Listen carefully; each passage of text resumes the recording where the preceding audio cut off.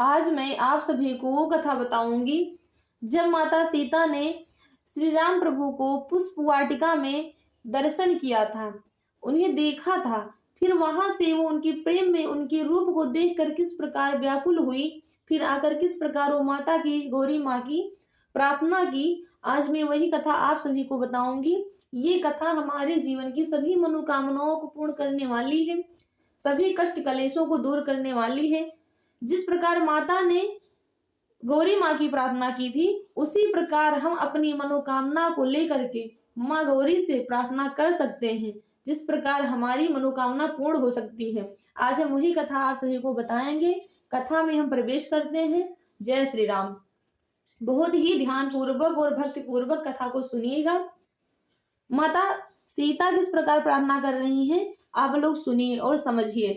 कहती हैं, जय जय जय गिरिराज किशोरी, जय महेश मुख चंद चकोरी, जय गज बदन खड़ानन माता, जगत जननी दामिनी दुति गाता। जय जय जय गिरिराज किशोरी, जय महेश मुख चंद चकोरी, जय गज बदन खड़ानन माता, जगत जननी दामिनी दुति गाता। कहती हैं, हे श्रेष्ठ पर्वत के राजा, हिमाचल की पुत्री पार्वती, आपकी जय हो, जय हो। हे महादेव जी के मुख रूपी चंद्रमा की ओर टकटकी लगाकर देखने वाली चकोरी, आपकी जय हो।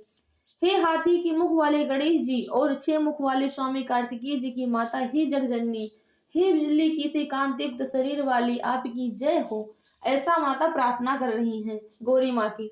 फिर कहती हैं, आगे प्रार्थना करती हैं माता, नहीं तो आदि मध्य अवसाना, अमित प्रभाव वेद नहीं जाना, भव भव विभव परा भव कारण, विश्व विमोहन स्वबस बिहारणी।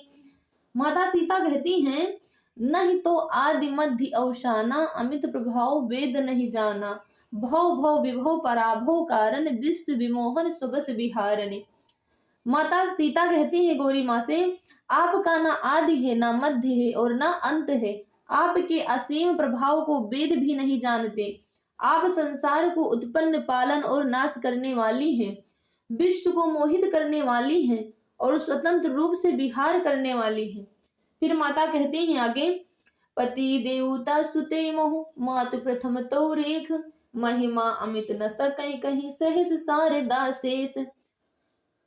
पति देवता सुते मोह, मातु प्रथम तो रेख, महिमा अमित न सकै कहीं, सहस शारदा शेष। माता सीता कहती हैं, पति को इष्ट देव मानने वाली श्रेष्ठ नारियों में हे माता, आपकी प्रथम गणना है। आपकी अपार महिमा को हजारों सरस्वती और शेष जी भी नहीं कह सकते हैं। ऐसे माता सीता गौरी माँ की प्रार्थना कर रही हैं। फिर आगे कहती हैं, आगे प्रार्थना करती हैं माता सीता, सेवत तो ही सुलभ फलचारी, बरदायिनी पुरारी प्यारी, देव पूज पद कमल तुम्हारे, सुर नर मुनि सब हो ही सुखारे।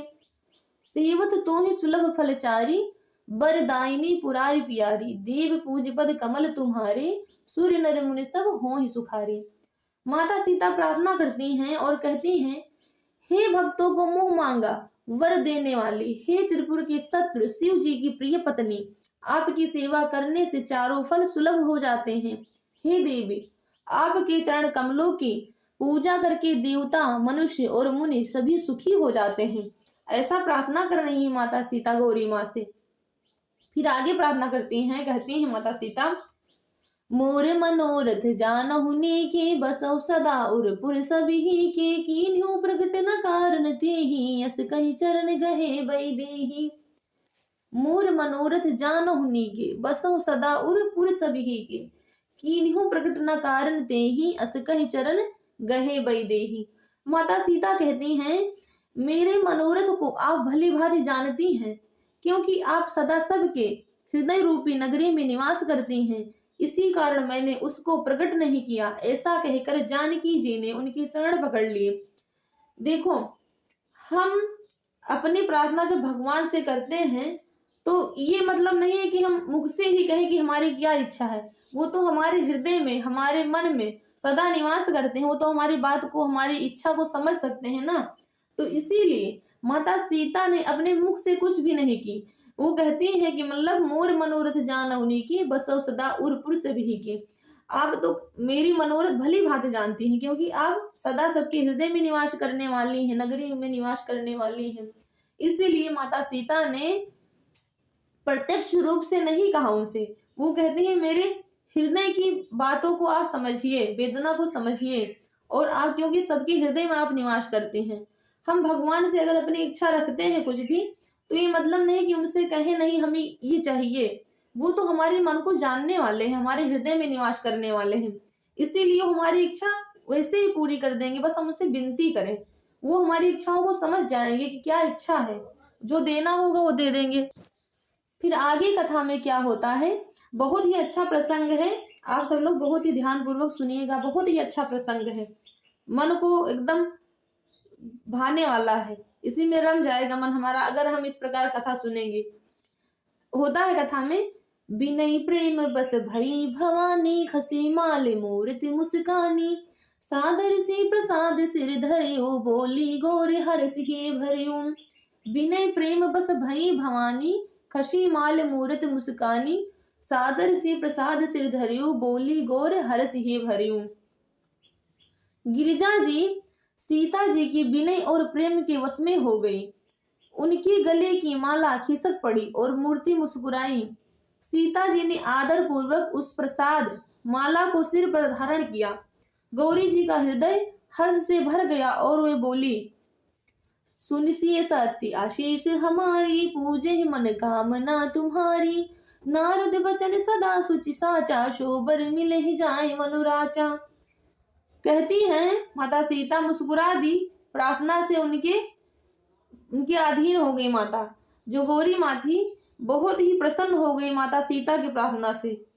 कहती हैं, सुन सिय सत्य आशीष हमारी, पूजे मन कामना तुम्हारी, नारद बचन सदा सुच साचा, शोबर मिले जाए मनुराचा। कहती हैं माता सीता, माता गौरी कहती हैं, माता सीता के प्रार्थना के वश में हो गई, उनकी विनती के वश में हो गई। माँ सीता के प्रेम में वो बेवश हो गई, उनके बस में हो गई। और कहती है माता गौरी सीता माँ से, हे सीता हमारी सच्ची आशीष सुनो, तुम्हारी मनोकामना पूरी होगी। नारद जी का वचन सदा पवित्र, मतलब संशय भ्रम आदि दोषों से रहित और सत्य है। जिसमें तुम्हारा मन अनुरुक्त हो गया है वही वर तुमको मिलेगा। ऐसा आशीष, ऐसा आशीर्वाद दिया माता गौरी ने माता सीता को। इसी प्रकार जिस प्रकार माता सीता ने गौरी माँ की पूजा की थी, उनसे प्रार्थना की थी अपनी इच्छा के लिए, अपनी मनोकामना के लिए, इसी प्रकार अगर हम भी माता से प्रार्थना करते हैं तो हमारी इच्छाएं अवश्य पूरी करेंगी वो, लेकिन भक्ति पूर्वक और प्रेम पूर्वक हमें करनी होगी। इसीलिए हमें इस कथा से इस ज्ञान की प्राप्ति होती है कि हमें किस प्रकार माता की प्रार्थना करनी चाहिए, किस प्रकार अपनी इच्छाओं को उनके चरणों में रखना चाहिए। इसीलिए हमें ये कथा अवश्य सुननी होगी। हमें इससे बहुत ही भक्त की प्राप्ति होती है, बहुत अच्छी भक्त की प्राप्ति होती है। हमारी इच्छाओं को पूरी करने वाली ये कथा है। इसीलिए आज की कथा यहीं तक। जय श्री राम।